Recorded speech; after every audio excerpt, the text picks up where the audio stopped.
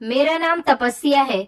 मेरी शादी के 1 साल बाद ही मैंने एक खूबसूरत सी बेटी को जन्म दिया था। मैंने अपनी बेटी का नाम वर्षा रखा था। वर्षा बहुत समझदार और हम दोनों पति पत्नी की लाडली बेटी थी। पिछले कुछ दिनों से मम्मी जी, मतलब मेरी सास का बिहेवियर मुझे कुछ अजीब और गरीब सा महसूस हो रहा था। उनकी हरकतें भी मुझे कुछ सही नहीं लग रही थी, क्योंकि एक इंसान जो सिर्फ और सिर्फ अपने काम से काम रखता हो, वो अचानक कोई ऐसी बात बोल दे जिसे सुनकर हमें विश्वास न हो, तो वो अजीब ही लगती है। ऐसा लग रहा था जैसे उनके दिमाग में कोई बात चल रही है, मगर जब भी मैं उनसे कुछ पूछने की कोशिश करती तो वो टाल दिया करती थी। कहती थी कि समय आने पर मैं तुम्हें बताऊंगी, अभी मुझसे ज्यादा पूछताछ मत करो। मेरी सास ना जाने क्या करना चाह रही थी, मेरी कुछ समझ नहीं आ रहा था, और मुझसे कहती कि तुम ये बताओ कि हमारी वर्षा की 10 साल की बर्थडे कब आ रही है, वो कब 10 साल की हो रही है। मैं अपनी सास की बात सुनकर चौंक गई थी कि अचानक उन्हें मेरी बेटी के 10 साल के होने की फिक्र कहाँ से हो गई थी, और वो किस लिए मुझसे इस बारे में पूछ रही थी, क्योंकि हमारे घर में तो बर्थडे सेलिब्रेशन करने का रिवाज ही नहीं था। तो अब मेरी बेटी वर्षा के 10वें जन्मदिन के बारे में वो क्यों पूछ रही थी। अभी मेरी बेटी के 10 साल के होने में 1 महीना रह गया था, और हमारे पूरे खानदान में ही किसी भी बच्चे की बर्थडे सेलिब्रेट नहीं की जाती थी। दरअसल मेरी सास का मानना था कि उनके खानदान में अगर किसी का बर्थडे सेलिब्रेट होता है तो किसी की मौत हो जाती है। मैं अपनी ससुराल के हिसाब से ही चलती थी। मेरी सास अपनी ससुराल की सबसे बड़ी बहू थी, इसीलिए वो इस बात के सख्त खिलाफ थी और सब लोग उनका कहना मानते थे। मगर अब हैरानी वाली बात ये थी कि अचानक पिछले कई दिनों से मेरी वर्षा के जन्मदिन के बारे में वो बार बार पूछ रही थी। ऐसा लग रहा था जैसे उन्हें मेरी बेटी की 10वीं बर्थडे का बेसब्री से इंतजार हो रहा है। मैं अंदर ही अंदर परेशान होती रही कि पता नहीं मेरी सास करना क्या चाह रही है, मगर मैं ये भी जानती थी कि जब तक वो अपने मुंह से मुझे कुछ नहीं बताएंगी, मैं अपने हिसाब से इस बात के बारे में कुछ भी पता नहीं लगा पाऊंगी। इसी तरह मैंने इस बात का जिक्र एक दिन अपने पति से भी कर दिया कि आपकी मम्मी आजकल हमारी बेटी के बर्थडे के बारे में बहुत पूछ रही है। तो वो मेरी बात सुनकर घबरा गए। मैंने साफ तरीके से उनके चेहरे पर घबराहट देखी थी और उनके चेहरे का रंग भी उड़ गया था। वो मुझसे कहने लगे कि मम्मी से कहना कि अभी उसके 10वीं बर्थडे में बहुत टाइम है, इतनी जल्दी उसका बर्थडे नहीं आने वाला। मैंने अपने पति से हैरान होते हुए पूछा कि आप ऐसा क्यों कह रहे हो, जबकि उसका बर्थडे तो अगले महीने ही आने वाला है। मैं वैसे भी उन्हें बता चुकी हूँ कि अभी 1 महीना रह गया है। तो वो कहने लगे कि अच्छा तुम कह देना कि मुझसे बताने में गलतफहमी हो गई थी। अभी 6 महीने हैं वर्षा के बर्थडे में, गलती से तुम्हारे मुंह से 1 महीना निकल गया, इसमें कौन सी बड़ी बात है। मम्मी तुम्हारी बात पर यकीन कर लेंगी। मम्मी को पता नहीं चलना चाहिए कि वो किस दिन 10 साल की हो रही है, वरना बहुत गलत हो जाएगा। मैं अपने पति की बात सुनकर और ज्यादा उलझ गई थी। ये दोनों माँ बेटे भी अजीब ही थे, खुलकर मुझे कुछ बता ही नहीं रहे थे, और न ही इस राज से पर्दा उठ रहा था कि आखिर मेरी बेटी के 10 साल के होने में ऐसा भी क्या राज है कि बेटा तक अपनी माँ से ये बात छुपाना चाहता है। और मेरी सास को तो इस बात की जल्दी पड़ी हुई है कि उनकी पोती जल्द से जल्द पूरे 10 साल की हो जाए। मैं समझ नहीं पा रही थी, मुझे ये सब कुछ कोई नॉर्मल बात नहीं लग रही थी, कुछ न कुछ तो गड़बड़ थी।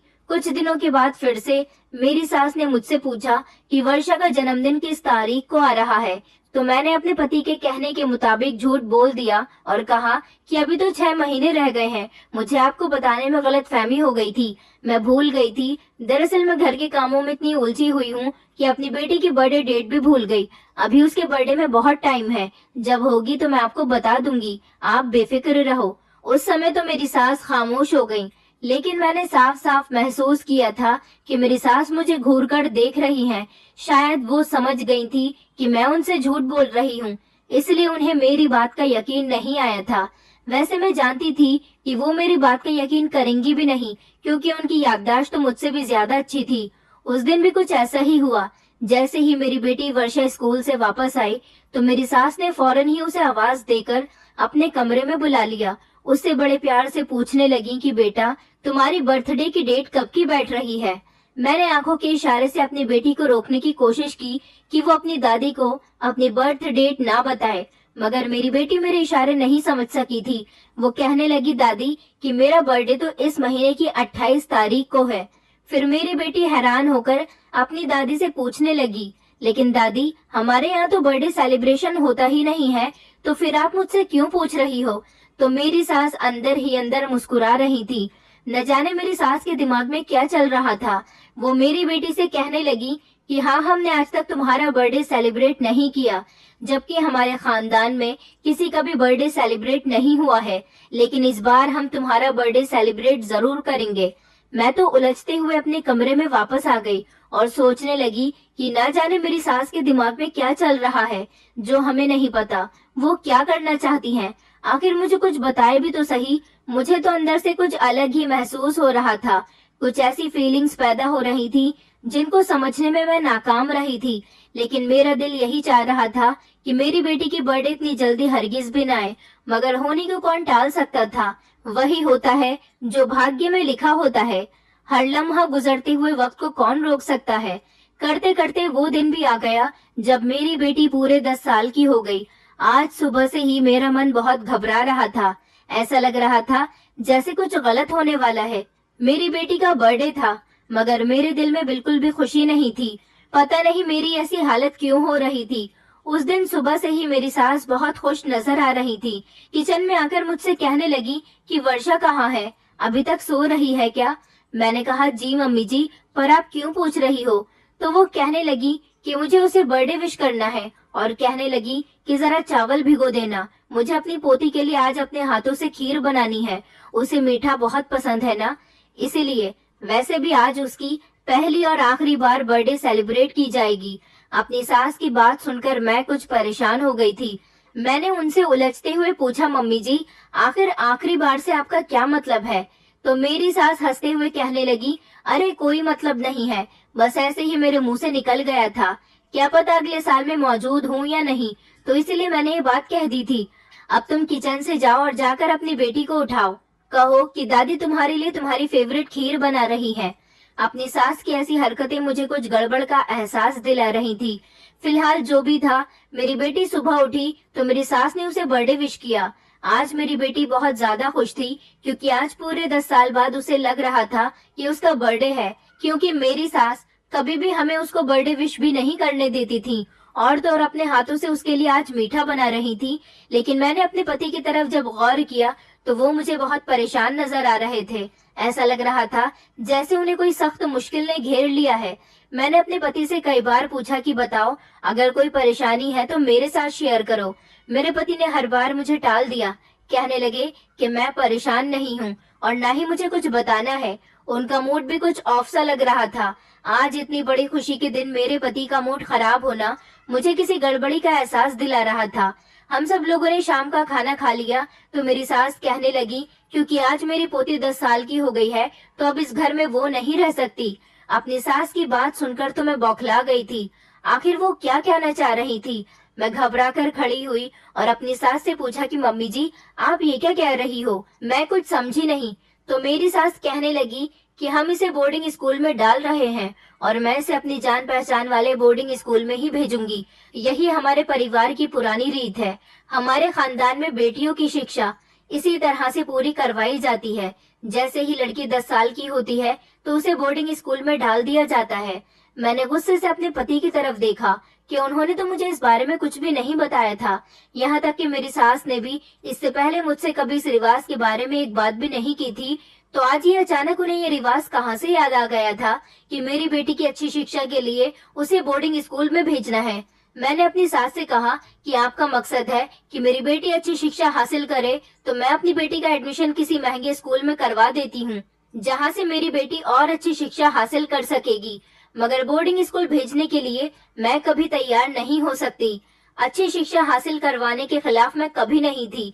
ये बात तो अच्छी थी कि मेरी सास मेरी बेटी को ज्यादा पढ़ाना लिखाना चाहती है, लेकिन मैं अपनी बेटी को खुद से दूर नहीं कर सकती थी। और अगर ऐसा करना ही था तो उनको इस बारे में मुझे पहले बताना चाहिए था। और वैसे भी अभी भी मेरी बेटी अच्छे स्कूल में ही जा रही थी। अगर वो उसे और अच्छे स्कूल में भेजना चाहती थी तो इसमें मुझे कोई एतराज नहीं था। लेकिन उनका कहना था कि वो आज ही मेरी बेटी को बोर्डिंग स्कूल भेजेंगी। वो आखिर अचानक कैसे कैसे इतना बड़ा फैसला कर सकती थी? मैं कुछ बोलने ही लगी थी कि उन्होंने अपने बेटे को देखते हुए कहा कि अपनी पत्नी को समझा दो कि मेरे इस फैसले को वो पत्थर की लकीर समझ ले। मेरा फैसला कभी नहीं बदलेगा और ना ही इसमें कभी कोई गुंजाइश हो सकती है। मैं अभी और इसी वक्त तुम्हारी बेटी का बोर्डिंग स्कूल में एडमिशन करवाने जा रही हूँ। मैंने अपनी सांस को उठकर रोकने की बहुत कोशिश की, लेकिन मेरे पति ने मेरा हाथ पकड़ लिया। मैंने अपने पति से कहा कि तुम अपनी मम्मी को रोको, देखो वो हमारी बेटी को बेवजह ही बोर्डिंग स्कूल में भेज रही है। ऐसे तो हमारी बेटी हमसे दूर हो जाएगी। अभी वो छोटी है, सिर्फ 10 साल की है। अगर वो चाहती है कि वो अच्छी शिक्षा हासिल करे तो हम उसका दूसरे स्कूल में एडमिशन करवा देंगे, मगर उसको बोर्डिंग स्कूल में भेजकर हमसे दूर मत करो। वो हमारी इकलौती बेटी है। लेकिन मैं हैरान तब हुई थी जब मेरे पति ने मेरा हाथ पकड़कर कहा कि मम्मी बिल्कुल ठीक कह रही हैं, वर्षा को जाना ही होगा। अपने पति की बात सुनकर मुझे अपने कानों पर विश्वास नहीं हो रहा था कि वो कैसे पिता हैं जो अपनी बेटी को खुद से दूर करने के लिए तैयार हो गए। मेरी बेटी बेचैनी से अपनी दादी को देखते हुए कहने लगी कि मैं कहीं नहीं जाऊंगी दादी, मुझे अपनी मम्मी के पास ही रहना है। लेकिन मेरी सास तो जबरदस्ती उसे घर की दहलीज पार करके ले गई थी। मैं हैरान थी कि शाम के टाइम ऐसा कौन सा बोर्डिंग स्कूल खुला हुआ होगा जिसमें वो उसका एडमिशन करवाने के लिए लेकर जा रही थी। लेकिन मेरी सास को तो अभी उसे घर से लेकर जाने की जिद लग गई थी। मैं अपने पति पर चीखने लगी कि क्या तमाशा लगाया हुआ है, मुझे इस बारे में पहले क्यों नहीं बताया था। मैंने कहा ओहो, अच्छा मुझे याद आया, इसलिए तो आपकी मम्मी इतने दिनों से उसके 10 साल के होने का इंतजार कर रही थी ताकि उसके बाद उसे घर से निकाल दे। ये कैसी अजीबोगरीब रस्म रिवाज है तुम लोगों के घर के। मैं किसी भी हाल में अपनी बेटी को खुद से दूर नहीं जाने दे सकती।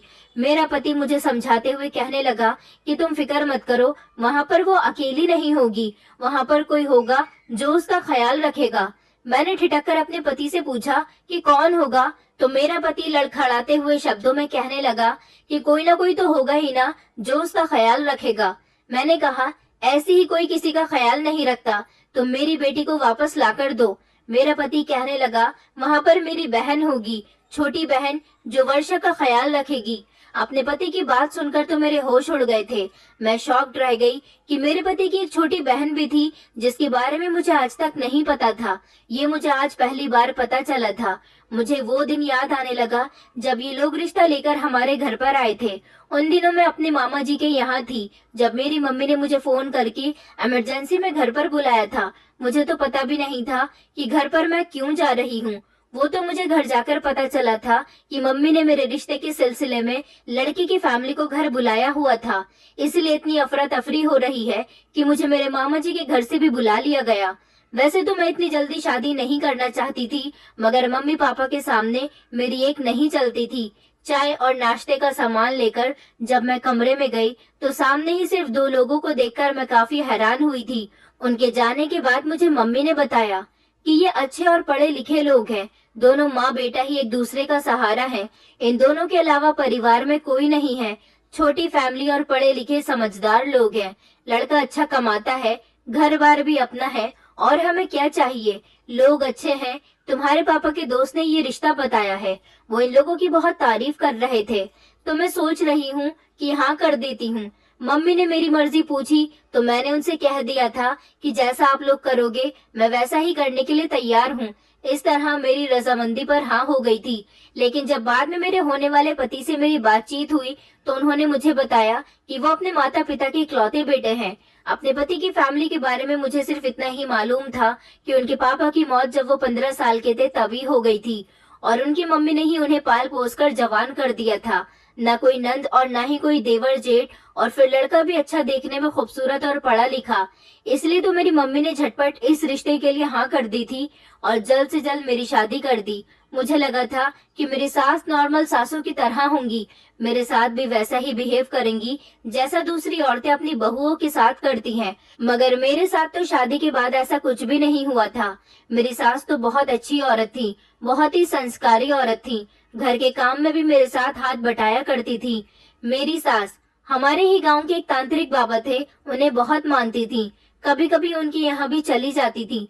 मैं खुद को बहुत लकी समझती थी कि मुझे इतनी अच्छी सास मिली है। शादी के कुछ महीने बाद ही मैं प्रेग्नेंट हो गई तो मेरी सास के रिश्तेदार जो हमारे यहाँ आते जाते रहते थे, वो मुझे हमेशा बेटा होने की बधाइयाँ देती थी। कहती थी कि हमारे परिवार का रिवाज है कि हमेशा पहला लड़का ही होता है, इसलिए तुमसे भी उम्मीद है कि तुम भी बेटे को ही जन्म दोगी।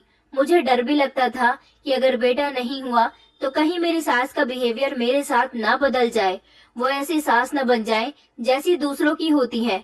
वो मेरे लिए मेरी माँ समान थी और मैं कभी ऐसा नहीं चाहती थी कि वो सास वाली हरकतें मेरे साथ करना शुरू कर दे, क्योंकि उन्होंने भी हमेशा मुझे बहू नहीं बेटी की तरह समझा था।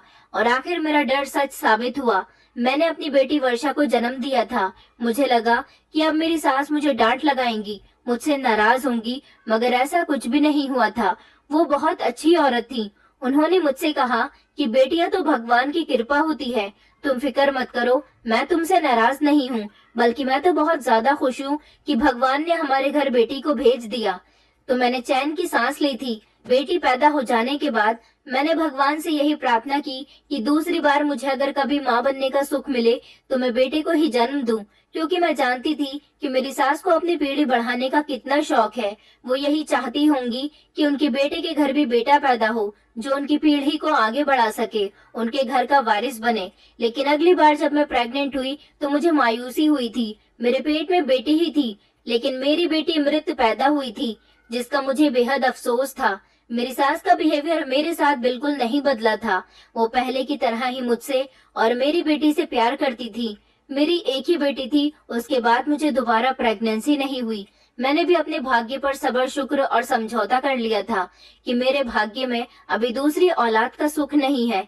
इसलिए मैंने अपना पूरा कंसंट्रेशन अपनी बेटी वर्षा की परवरिश पर किया था। न सिर्फ उसकी हर ख्वाहिश को पूरा किया था, बल्कि उसे अच्छे मैनर्स भी दिए थे।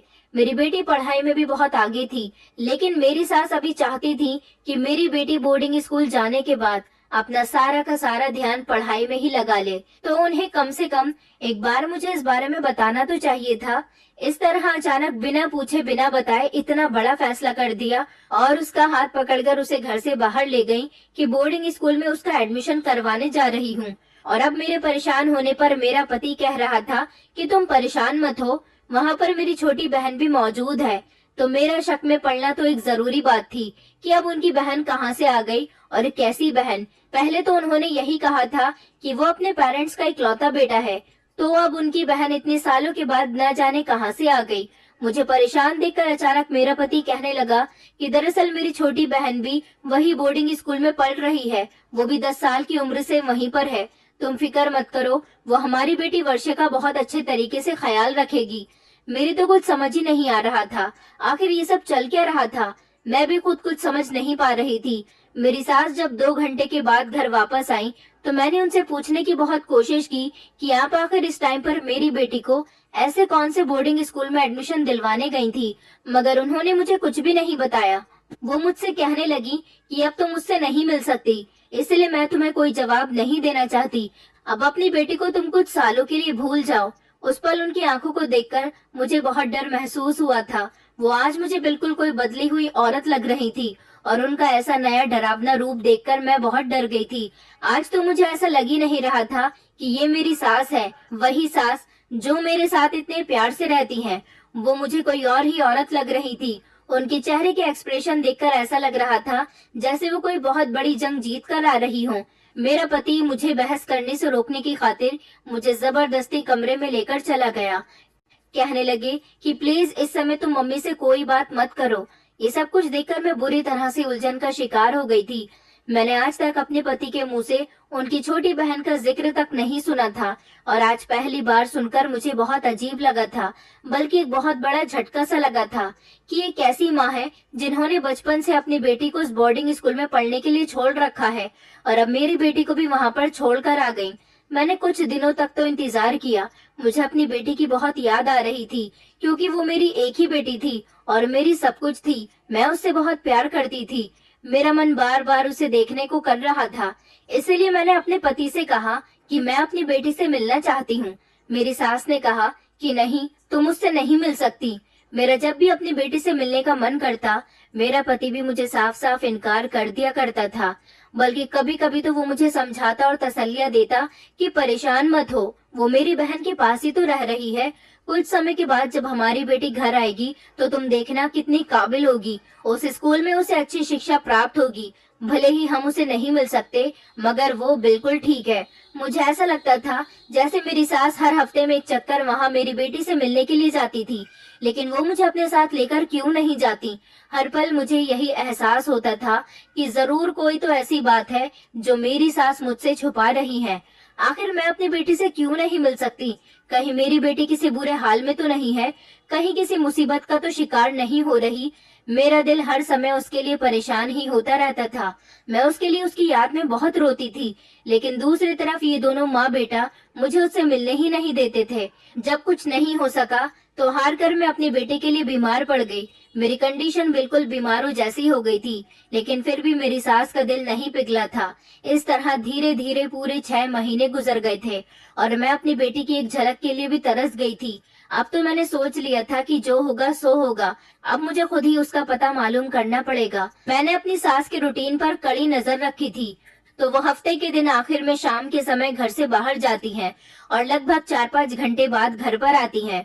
मुझे अंदर से यही लग रहा था कि वो मेरी बेटी से ही बोर्डिंग स्कूल में उससे मिलने के लिए जाती होंगी, जहाँ का कहकर उन्होंने मेरी बेटी को भेजा हुआ है। एक दिन मैं भी अपनी सास का पीछा करने लगी। जैसे ही वो घर से निकली तो मैं भी सावधान कदमों से उनके पीछे पीछे घर से निकल गई। काफी देर चलने के बाद वो जिस जगह पर रुकी थी उसे देखकर तो मैं हक्का बक्का रह गई थी। वो कोई बोर्डिंग स्कूल नहीं था, जबकि मेरी सास के मानने वाले उस तांत्रिक बाबा का घर था, जिसे मेरी सास बहुत ज्यादा वैल्यू देती थी। और मेरी सास हर काम करने से पहले उस तांत्रिक बाबा की एडवाइस जरूर लेती थी। मैंने कभी तांत्रिक बाबा को देखा तो नहीं था, मगर मुझे अच्छी तरह से याद है जब मैं शुरू में प्रेग्नेंट थी तब मेरी सास तांत्रिक बाबा से मुझे आशीर्वाद दिलवाने के लिए लेकर आई थी। लेकिन अचानक मेरे पति की कॉल आ गई थी, इसलिए मैं इस घर के अंदर नहीं जा सकी थी और बाहर से ही वापस लौट गई थी। मगर मेरी सास ने कहा था कि तुम जाओ, मैं बाबा जी से मिलकर थोड़ी देर में आती हूँ। इस बाबा को मेरी सास कई सालों से जानती थी और मैं कभी कभी ये सोचती भी थी कि मैं भी इस बाबा से मिलना चाहती हूँ, जिस पर मेरी सास सबसे ज्यादा यकीन करती है। मगर कभी मेरा इस बाबा से सामना नहीं हो पाया था। मेरी सास को इस बाबा के घर में जाता हुआ देखकर मुझे यकीन हो गया था कि हो ना हो मेरी बेटी को मेरी सास ने यहीं पर कैद करके रखा होगा।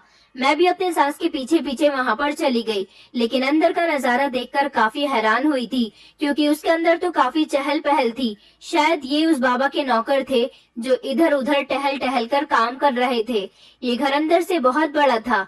मैंने साड़ी का पल्लू अपने सर पर रखा और उससे अपना चेहरा भी छुपा लिया ताकि मुझे कोई पहचान न सके।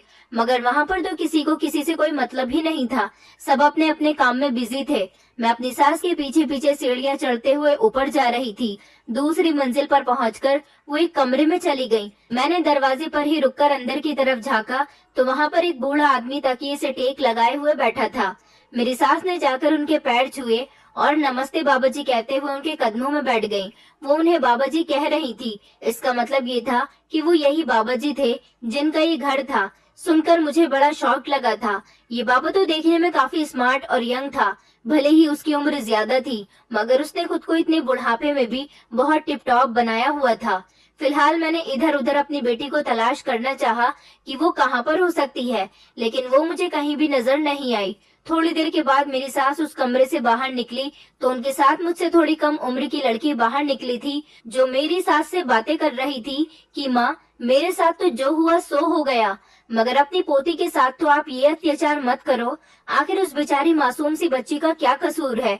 उसका बचपन यहाँ लाने के बाद खराब मत करो। उसके अभी खेल कूद के दिन है। मैं जानती हूँ कि मैंने भी अपने खेल कूद के दिन यहाँ पर रहकर गंवाए हैं, मगर मुझे तो ऐसा करना ही था। आखिर कब तक ऐसा चलेगा? कितनी ऐसी 10 साल की मासूम बच्चियाँ जिनको आप यहाँ पर लेकर आओगी? 6 महीने हो गए हैं इस बच्ची की माँ इसके लिए कितना तड़प रही होगी। प्लीज माँ, इसकी माँ के हाल पर रहम करो, उसे उसकी बेटी वापस लौटा दो। मैं कान लगाकर बातें सुन रही थी। शायद ये मेरी ही बेटी के बारे में बात कर रही थी, जिसे सुनकर मैं बेताब हो गई कि अब शायद मेरी सास अपनी बेटी की बात की ही लाज रख ले।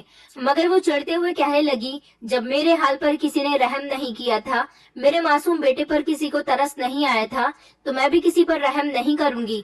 तुम उसका यहाँ पर ख्याल रखना, वैसे भी उसे यहाँ किसी तरह का नुकसान नहीं है। बाबा जी उसका यहाँ तुम्हारी तरह ही ख्याल रखेंगे जितना उन्होंने तुम्हारा रखा है। मुझे अपनी सास की अधूरी बातों की कुछ समझ नहीं आ रही थी और मैं पूरा मामला जाने बिना यहाँ से नहीं जाना चाहती थी। इसलिए मैंने अपनी सास के नीचे जाने का इंतजार किया। सोचा कि मैं उनकी बेटी से आज बात करके ही रहूंगी। जब वो चली गई तो मैं उस लड़की के पास आ गई जो मेरी नंद थी। मैंने उसे अपना इंट्रोडक्शन करवाया, कहा कि मैं तुम्हारे बड़े भाई की पत्नी हूँ। वो मेरी बात सुनकर एकदम से चौंक गई थी। वो डरते हुए मुझे एक कोने में लेकर चली गई और कहने लगी कि आप यहाँ पर क्यों आई हो? आपको यहाँ के बारे में कैसे पता चला? अगर माँ को पता चल गया कि आप यहाँ आ गई हो तो बहुत बुरा होगा। मैंने उससे कहा कि मैं यहाँ पर अपनी बेटी से मिलने के लिए आई हूँ, बल्कि उसे अपने साथ ले जाने के लिए आई हूँ। वो यहाँ पर क्यों कैद है? और तुम्हारी माँ ने मुझसे झूठ क्यों बोला कि वो उसका एडमिशन किसी बोर्डिंग स्कूल में करवाने के लिए उसे ले जा रही है, जबकि ये तो मुझे कहीं से भी बोर्डिंग स्कूल नहीं लग रहा। वो मुझसे अफसोस में आकर कहने लगी कि आपकी बेटी भी मेरी ही तरह एक ऐसा बोझ उतारने के लिए यहाँ पर आई है जिसकी वजह से शायद आज आपका पति जिंदा है। और ऐसा करने के लिए सिर्फ आपकी बेटी ही नहीं आई है, बल्कि अगर आपका कोई बेटा भी होता और आपकी बहू ने पहली बेटी को जन्म दिया होता तो वो भी यहाँ पर आएगी और इस तरह ये पीढ़ी चलती रहेगी। मैंने उससे कहा कि मैं तुम्हारी बात को समझी नहीं, आखिर तुम क्या कहना चाह रही हो? तो वो कहने लगी, ये कहानी तो अभी और कई सालों तक चलने वाली है, क्योंकि मेरी माँ ने बाबा जी को जबान जो दी है, और मेरी माँ एक ऐसी औरत है जो कभी अपनी जुबान से नहीं मुकरती। वो कहने लगी, जब मेरी मम्मी पहली बार प्रेग्नेंट हुई तो 9 महीने बाद उन्होंने भैया को जन्म दिया था। हमारे पूरे खानदान में रिवाज है कि अगर पहले बेटा पैदा होता है तो बहुत शुभ माना जाता है और इस वजह से उस बहू को बहुत ज्यादा वैल्यू दी जाती है क्योंकि उसने बेटा पैदा किया है। मेरी मम्मी भी अपनी शादी के बाद जब उन्होंने भैया को जन्म दिया तो बहुत ज्यादा खुद को लकी समझ रही थी, मगर 2 साल के बाद मेरी मम्मी को पता चला कि उन्हें फिर से गुड न्यूज है, तो फिर मैंने जन्म लिया। उसके बाद जिंदगी इसी तरह से गुजरती रही, मगर जब मैं 1 साल की हुई तो मेरे भैया की तबीयत बहुत ज्यादा खराब हो गई थी और मेरे पापा भी इस दुनिया से हमें छोड़कर चले गए थे। मेरे भैया इतने ज्यादा बीमार हो चुके थे कि डॉक्टरों ने उन्हें लाइलाज साबित कर दिया था। उनका कहना था कि आपका बेटा जिंदगी की जंग बहुत जल्द हार जाएगा। अगर आपके पास पैसे हैं तो आप इसे शहर के किसी महंगे हॉस्पिटल में लेकर चली जाओ, क्योंकि यहाँ गांव में इसका इलाज नहीं है। मेरी मम्मी का ऐसे मौके पर किसी रिश्तेदार ने भी साथ नहीं दिया था। मेरी मम्मी अपने 4 साल के बेटे को उठाकर गोद में जगह जगह घूम रही थी और फिर मैं भी थी। उन्होंने मुझे सोता हुआ घर में ही छोड़ दिया था और रात के अंधेरे में घर में ताला लगाकर लोगों से पैसे मांगने के लिए चली गई थी ताकि उनके बेटे का इलाज शहर के बड़े अस्पताल में हो सके, क्योंकि शहर के बड़े अस्पताल में जाने के लिए उन्हें पैसे भी ज्यादा चाहिए थे। वो किसी भी तरह से अपने बेटे की जान बचाना चाहती थी, मगर मेरे भैया के इलाज के लिए किसी ने मेरी मम्मी की कोई मदद नहीं की थी और मेरी मम्मी का रो रो कर बुरा हाल हो गया था। एक तरफ उनकी 1 साल की नन्ही सी बेटी थी और दूसरी तरफ उनका 4 साल का बीमार बेटा था। पापा के मर जाने पर मम्मी बहुत टूट कर रह गई थी। उनकी कुछ समझ नहीं आ रहा था कि वो क्या करें। मेरी मम्मी के माता पिता भी इस दुनिया में नहीं थे जो उनकी थोड़ी बहुत मदद कर देते। उनके भाई भाभी थे जिन्होंने उनको नहीं समझा और उन्हें नकार कर घर से निकाल दिया और कहा कि हम तुम्हारी कोई मदद नहीं कर सकते। मेरी मम्मी पूरी तरह से लाचार हो गई थी। भैया की तबीयत तो दिन ब दिन बिगड़ती जा रही थी। फिर गांव की ही एक औरत ने मम्मी को सॉल्यूशन दिया कि हमारे गांव में जो सरपंच जी की हवेली के बराबर में तांत्रिक बाबा बैठते हैं, उनके यहाँ जाएं। उनके पास कोई ना कोई सॉल्यूशन जरूर होगा। वो भैया का इलाज कर सकते हैं, उन्हें ठीक कर सकते हैं। मेरी मम्मी भैया को लेकर तांत्रिक बाबा के पास चली गई और उनके आगे हाथ जोड़कर रिक्वेस्ट करने लगी कि किसी भी तरह से उनके बेटे को ठीक कर दो। वो अपने बेटे के बिना जिंदा नहीं रह सकेंगी, क्योंकि मेरी मम्मी भैया से बहुत प्यार करती थी। तांत्रिक बाबा ने मेरे भैया को ठीक करने का फैसला कर लिया था। मम्मी ने बाबा जी को बताया था कि उनके पास 1 साल की बेटी भी है जिसे वो घर पर रोता हुआ छोड़कर यहाँ आई है। इस समय वो बहुत ज्यादा परेशानी में है, उनकी सारी परेशानी दूर कर दो। तांत्रिक बाबा ने मम्मी की सारी परेशानी दूर करने के लिए उन्हें तसल्ली दे दी थी और कहा था कि जल्द ही वो सारी मुश्किल से आजाद हो जाएंगी, मगर इसके लिए उन्हें एक बहुत बड़ी कीमत चुकानी पड़ेगी। मम्मी ने उनसे कहा था कि इस समय मेरे पास पैसे नहीं हैं, मैं आपको पैसे नहीं दे सकती। तांत्रिक बाबा ने कहा कि मैं तुमसे पैसे नहीं मांग रहा हूँ, मैं जानता हूँ कि अगर तुम्हारे पास पैसे होते तो तुम यकीनन मेरे पास नहीं आती, बल्कि अपने बेटे का इलाज किसी अच्छे अस्पताल में करवा रही होती। मैं अपने तंत्र मंत्र से तुम्हारे बेटे की तबीयत ठीक कर दूंगा, मगर इसके लिए तुम्हें अपनी बेटी को मेरे पास भेजना होगा। अभी नहीं, वो भी जब जब वो 10 साल की हो जाएगी, और तब तुम उसे मेरे पास भेज देना। मैं उसे अपने पास तब तक रखूंगा जब तक तुम्हारे ही परिवार की, मतलब तुम्हारे ही परिवार का खून जो की बेटी हो, उसे तुम मेरे पास लेकर आओगी। वो भी 10 साल की ही होनी चाहिए। फिर मैं तुम्हारी बेटी को रिहा कर दूंगा और फिर उसके बाद तुम्हारी पोती को अपने पास अपनी सेवा के लिए रखूंगा। ये काम तुम्हारी हर आने वाली पीढ़ी में जो पहली बेटी होगी वो करेगी, और जिसकी उम्र 10 साल की होनी चाहिए। अगर तुम मेरी इस शर्त के लिए राजी हो तो मैं तुम्हारे बेटे का इलाज करने के लिए तैयार हूँ, अगर नहीं हो तो तुम यहाँ से जा सकती हो। तांत्रिक बाबा की बात सुनकर मेरी मम्मी परेशान तो जरूर हुई थी, मगर अपने बेटे की तरफ देखकर उन्हें इस शर्त के लिए राजी होना पड़ा था, क्योंकि मेरी मम्मी जानती थी कि उनका इस दुनिया में कोई नहीं है। ये बात उन्हें इन दिनों अच्छी तरह से पता चल गई है, क्योंकि किसी भी रिश्तेदार ने उनकी मदद नहीं की। और फिर मैं बेटी हूँ, बड़ी होकर मैं भी विदा होकर अपनी ससुराल चली जाऊंगी। मेरी माँ फिर से अकेली रह जाएगी। मेरी माँ को लगता था कि उनका सहारा सिर्फ उनका बेटा ही है, जो बुढ़ापे में भी उनका साथ देगा। इसलिए मेरी माँ ने फैसला कर लिया था कि जब उनकी बेटी 10 साल की होगी तब वो उसे यहाँ पर छोड़कर चली जाएंगी। इस तरह अपने तंत्र मंत्र के जरिए तांत्रिक बाबा ने मेरे भैया को बिल्कुल ठीक कर दिया था, जिसके बाद हमारे घर के हालात भी बेहतर हो गए थे। मेरी मम्मी ने लोगों के घरों में काम करना शुरू कर दिया था, और फिर जब भैया जवान हुए तो उन्होंने नौकरी करना शुरू कर दिया, जिससे हमारे घर के हालात बिल्कुल सुधर गए थे। इस तरह जब मैं 10 साल की हुई तो मम्मी मुझे यहाँ पर छोड़कर चली गई, और फिर मैं जब तक यहाँ रहूंगी तब तक भैया की 10 साल की बेटी यहाँ पर नहीं आ जाती। इसीलिए मेरा समय यहाँ से पूरा हो चुका है। अगले 6 महीने बाद मुझे यहाँ से तांत्रिक बाबा की सेवा से अलग कर दिया जाएगा। उसके बाद ये जिम्मेदारी आपकी बेटी को निभानी होगी।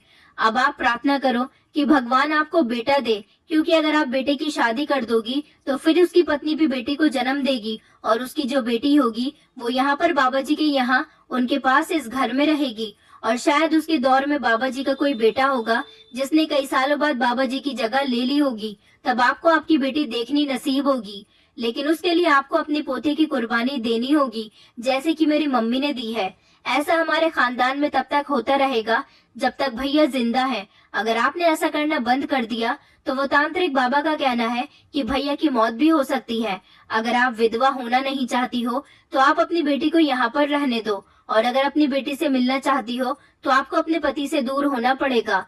अपनी नंद की बातें सुनकर तो मैं शॉक्ड रह गई थी कि आज के जमाने में भी ये लोग कैसी मनगढ़ंत बातों पर विश्वास करते हैं।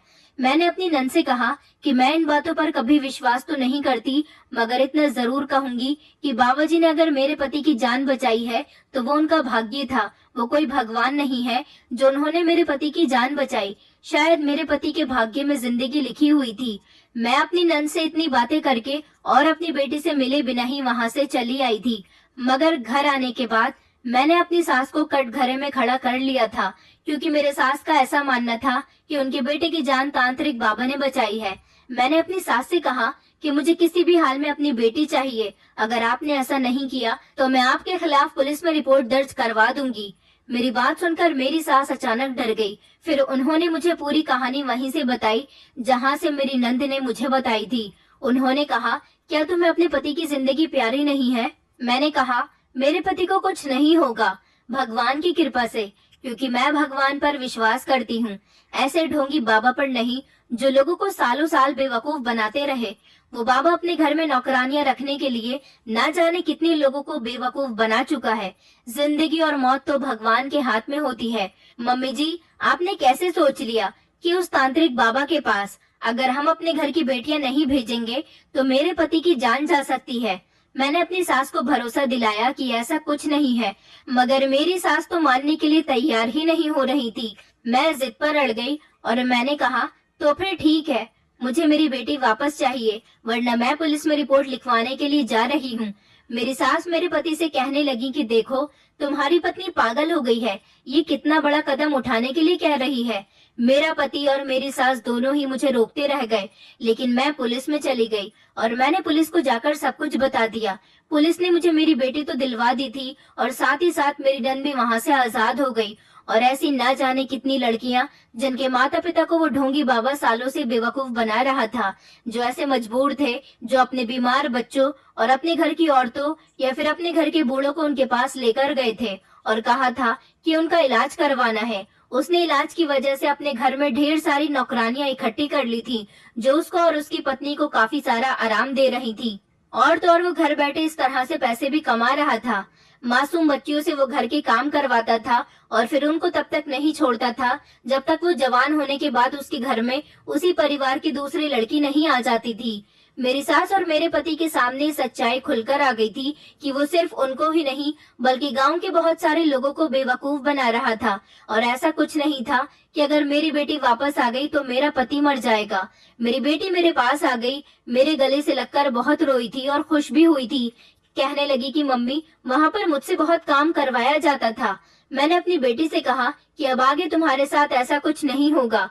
दरअसल मेरी नंद के साथ भी ऐसा ही हो चुका था, क्योंकि इन लोगों ने उससे भी उसका बचपन छीन लिया था। मेरी सास को इस बात पर बेहद अफसोस हुआ था कि उन्होंने अपनी बेटी का खेलकूद और पढ़ाई लिखाई सब कुछ वहां भेजने के बाद बर्बाद कर दी थी। जो समय एक बार बीत जाता है वो लौटकर कभी वापस नहीं आता। मैं पढ़ी लिखी थी, इसलिए इस बात को जल्दी समझ गई थी और मैं आज के जमाने की लड़की हूँ जो ऐसी मनगढ़ंत बातों पर विश्वास नहीं करती। इसलिए मैंने स्टैंड लिया था और अपनी बेटी को जल्दी वहां से आजाद करवा लिया था। मेरी सास का कहना था कि अगर काफी सालों पहले मैं इस बात को समझ जाती तो शायद मेरी बेटी का बचपन उस ढोंगी बाबा की वजह से बर्बाद न होता। मेरी सास ने मुझसे माफी मांगी, लेकिन कहीं न कहीं मेरी सास ने भी बेटा और बेटी में फर्क किया था। उन्होंने अपने बेटे की जान की खातिर अपनी बेटी का फ्यूचर बर्बाद कर दिया था, जबकि उनके बेटे को ठीक उस बाबा ने नहीं बल्कि मेरी सास की ममता और रो रो कर भगवान से की गई प्रार्थना ने बचा लिया था। मेरी नंद अब 18 साल की है और अब उसे स्कूल में भी एडमिशन नहीं मिल सकता। वो सिर्फ शुरू के 3 या 4 क्लास ही पढ़ी है, जबकि मेरी बेटी ने अब दोबारा से अपने स्कूल जाना शुरू कर दिया।